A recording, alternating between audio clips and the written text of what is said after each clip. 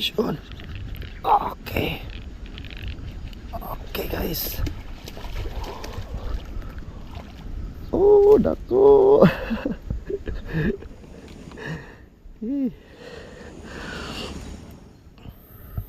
Sa corner siya nakuha dito dapita oh. Kung mo na diha na flowing water diha gikan sa irrigation na kanal dito sa Kalabasakan, hulog siya diha. So nag-ambush siya diha nga side. So diha to siya nakuha no frog gihapon sa corner gyud.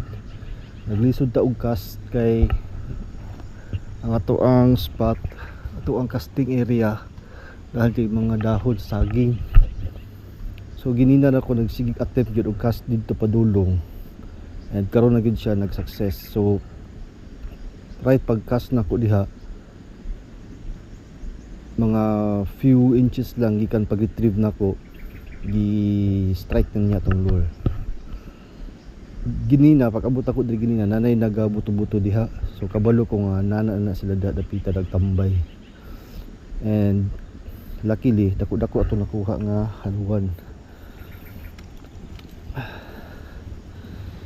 Yeah.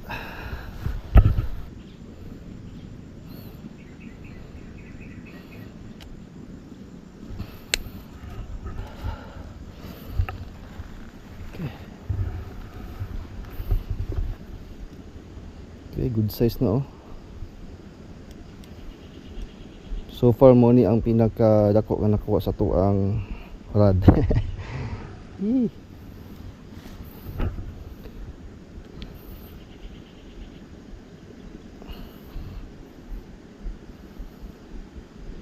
Namikin siya lutuon guys kay hinlo kayo ang tubig nga iyang gipuy-an oh. Kita ninyo na.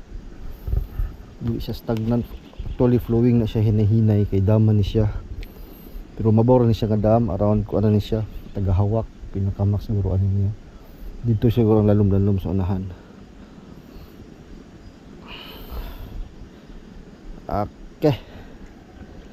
So good size no, good size. Tayo na itong sukat guys kung pila sa inches.